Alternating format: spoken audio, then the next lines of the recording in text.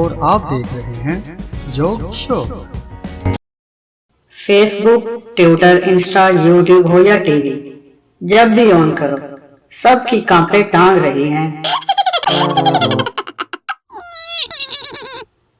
वो किसी और की है ये सोचकर आंखें भीग जाती हैं और कांपे टांग जाती हैं।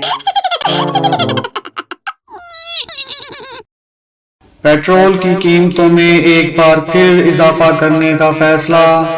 पेट्रोल की कीमत बढ़ने का सुनकर मेरी कांपे टांग जाती हैं।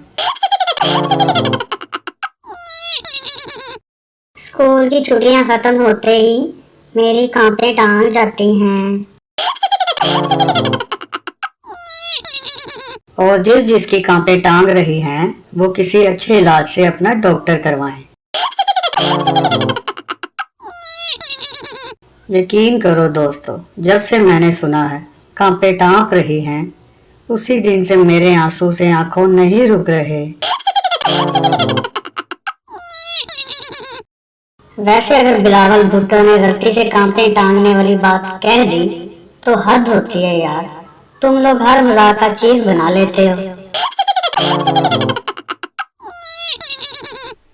अगर आपको हमारी वीडियो पसंद आई है तो हमारे चैनल को सब्सक्राइब लाजमी करें और मज़ीद वीडियो देखने के लिए बेल पर लाजमी क्लिक करें ताकि हमारी वीडियो सबसे पहले पहुंच सके आप तक। Thanks for watching.